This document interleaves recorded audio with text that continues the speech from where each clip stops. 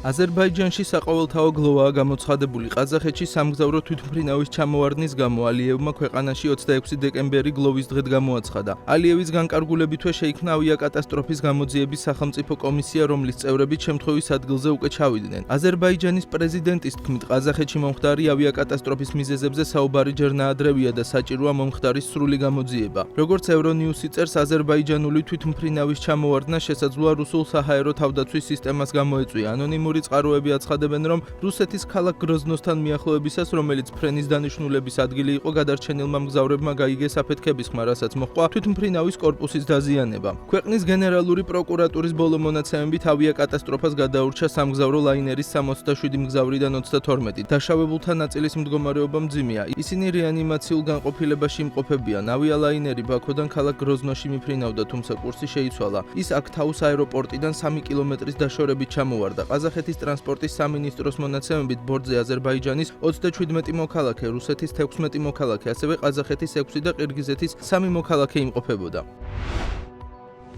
თუ კანადა ჩვენი 51 შტატი გახდება, მაშინ მათი გადასახადები 60%-ზე მეტი შემცირდება. ამის შესახებ ამერიკის არჩეულმა პრეზიდენტმა დონალდ ტრამპმა სოციალურ პლატფორმა Truth Social-ზე დაწერა. ტრამპმა შობა კანადის პრემიერ-მინისტრ ჯასტინ ტრუდოსაც მიულოცა და მას კანადის გუბერნატორი უწოდა.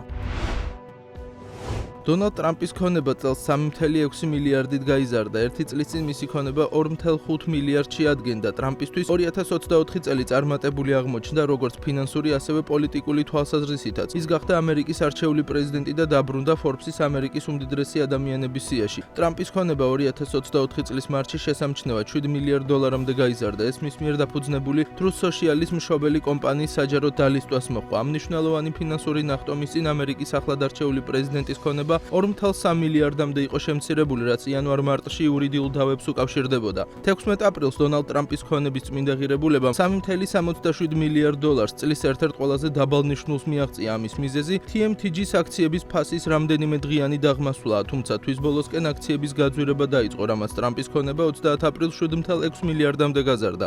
სწორედ აღნიშნულ პერიოდში ტრამპმა კომპანიაში საკუთარი წილი გაზარდა. მაისში მეორედ ერთი წლის განმავლობაში ტრამპის წმინდა ქონება გაორმაგდა და $8.1 მილიარდ გადააჭარბა. ივლისში კი ტრამპის მკვლელობის მცდელობიდან მალევე დაახლოებით $1 მილიარდით გაიზარდა მისი ქონება და $6.1 მილიარდ მიაღწია. წლის დარჩენილ პერიოდში დონალდ ტრამპის ქონების მნიშვნელოვანი ცვლილება ოქტომბრის ბოლოსთვის დაფიქსირდა, როდესაც მან $8 მილიარდს მიაღწია. ეს საპრეზიდენტო არჩევნებში ტრამპის გამარჯვების მაღალმა მოლოდინმა განაპირობა. 2024 წლის 6 ნოემბერს ტრამპის არჩევნებში გამარჯვების გამოცხადების შემდეგ მისი წმინდა ქონება $6.2 მილიარდს აღწევდა. ამჟამად კი $6.1 მილიარდ უტოლდება.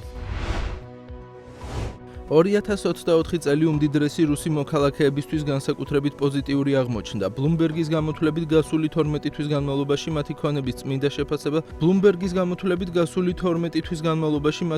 შეფასება ჯამურად დაახლოებით $40 მილიარდით გაიზარდა. ეს კი იმ ფაქტის გათვალისწინებით, რომ გასულ 2023 წელს ისინი დამატებით $50 მილიარდით გამდიდრდნენ. თუ კი ბლუმბერგს დაუჯერებთ, წელს საუკეთესო შედეგი ვლადიმერ ლისინს ჰქონდა. მისი ქონების შეფასება $5 მილიარდ 100 მილიონი გაიზარდა და ამჟამად 29 მილიარდს შეადგენს. წელს გამდიდრებულებს შორის მეორე ადგილზე ალექსეი მორდაშოვს ხედავთ, რომელმაც 12 თვეში $4 მილიარდ 500 მილიონი იშოვა. საერთო ჯამში 58 წლის ბიზნესმენი 25 მილიარდ 400 მილიონი ქონებას ფლობს. მისი სიმდიდრის წყარო კი ასევე ფოლადის უდიდესი საწარმოა. მიხაილ ფრიდმანის ქონების შეფასება წელს $2 მილიარდ 820 მილიონით გაიზარდა და ის ამჟამად 15.1 მილიარდ დოლარადაა შეფასებული. მისი სიმდიდრის წყარო ალფა გრუპია. 2025 წლის 1 იანვრიდან რუმინეთი 30-მდე სასაზღვრო გამშვებ პუნქტს დახურავს. ქვეყნის შინაგან საქმეთა სამინისტროს ინფორმაციით ეს ეხება უნგრეთისა და ბულგარეთის საზღვრებს, რადგან შენგენის ზონის სრულუფლებიანი წევრი გახდა, თუმცა საჭიროების შემთხვევაში საზღვრებზე შეიძლება კვლავ შემოწმდეს დოკუმენტები. გასულ თვეში ბუდაპეშტში გამართულ შეხვედრაზე დაიდო შეთანხმება, რომელშიც აღნიშნულია, რომ უნგრეთსა და რუმინეთს შორის სახმელეთო საზღვრებზე აღარ იქნება შემოწმება სულ მცირე 6 თვის განმავლობაში. შეგახსენებთ, რუმინეთი შენგენის ზონის წევრი გახდა. ახალი წესები ძალაში 2025 წლის 1 იანვრიდან შევა. ტრანსკასპიური საერთაშორისო სატრანსპორტო მარშრუტი ჩინეთიდან გაგზავნილი საკონტეინერო მატარებლების რაოდენობა დღეში 4-მდე გაიზრდება, რაც ორჯერ აღემატება არსებულ მაჩვენებელს. ამის შესახებ TIT არის მონაწილე ქვეყნების საქართველოს, აზერბაიჯანის, ყაზახეთისა და ჩინეთის რკინიგზის დეპარტამენტთა წარმომადგენლები პეკინში გამართულ შეხვედრაზე შეთანხმდნენ. ინფორმაციას რეპორტი ყაზახეთის რკინიგზაზე დაყრდნობით ავრცელებს. ამასთან ლოგისტიკური პროცესების ეფექტურობისა და გამჭვირვალობის გაზრდის მიზნით მხარეები ტვირთის ნაკადის თვალთვალისა და მართვის ერთიან ციფრულ პლატფორმას შეიმუშავებენ. თვის დასაწყისში ჩინეთის ქალაქ სიანის ყაზახურ-ჩინური ტერმინალიდან ტრანსკასპიური საერთაშორისო მარშრუტის გასწვრივ მიმდინარე წლის დასაწყისიდან მე-300-ე იუბილეო საკონტეინერო მატარებელი გაიგზავნა. შედარებისთვის გასულ წელს შუა დერეფანზე ტრანზიტით მხოლოდ 11-მა საკონტეინერო მატარებელმა გაიარა. ავიაკომპანია Southwind Airlines-ი კილიტ გრუპის მფლობელმა სულეიმან კილიტმა შეიძინა. თურქეთის ტურიზმის ინდუსტრიის ექსპერტებმა აღნიშნულ გარიგებას ძალიან მომგებიანი უწოდეს. თურქული ტურისტული ინდუსტრიამ უახლოეს მომავალში ელოდება მნიშვნელოვან ცვლილებებს კილიტ გრუპის სტრუქტურასა და საქმიანობაში და ავიაკომპანიის შეძენას სტრატეგიულ ნაბიჯათვლის საავიაციო სექტორში შესვლისთვის. Southwind Airlines-ი არის თურქული ავიაკომპანია, რომელმაც ოპერირება 2022 წლის აგვისტოში Cortex Aviation-ის მენეჯმენტით დაიწყო. ამჟამად მისი ფლოტი მოიცავს 12 სხვადასხვა ტევადობის თვითმფრინავს. Airbus A320, A321 და Boeing 767-ს. კომპანია ახორციელებს ფრენებს რუსეთსა და ყაზახეთში. ბიზნეს მოდელი ეფუძნება ორგანიზებული ტურისტების გადაყვანას კურორტებზე ტუროპერატორების ჩარტერული პროგრამების ფარგლებში.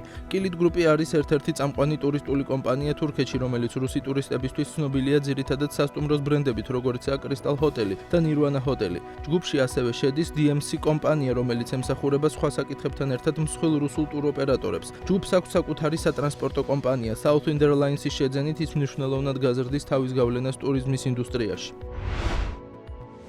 ტაივანის ავიაკომპანია China Airlines-მა Boeing-სა და Airbus 24 თვითმფრინავი შეუკვეთა, რომელთა საერთო ღირებულება 11.9 მილიარდი დოლარია. China Airlines-ი ოპერირებს ძველი Airbus A350-ებითა და Boeing 767-ებით. კომპანიის ფლოტი 80-ზე მეტ თვითმფრინავს მოიცავს. ახალი თვითმფრინავების მიწოდება სავარაუდოდ 2029 წელს დაიწყება. ტრანზაქციის რეალური ღირებულება სავარაუდოდ დასახელებულ ფასზე დაბალი იქნება, რადგან ავიაკომპანიები ჩვეულებრივ იღებენ მნიშვნელოვან ფასდაკლებას დიდ შეკვეთებზე.